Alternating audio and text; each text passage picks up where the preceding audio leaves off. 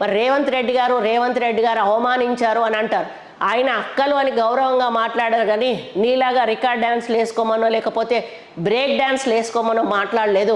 జరిగిన వాస్తవాన్ని ఆయన చెప్పడం జరిగింది తప్పితే ఏదో ఊహాభరితమైనటువంటి ఒక మాటను ఆ రోజు రేవంత్ రెడ్డి గారు మాట్లాడలేదు.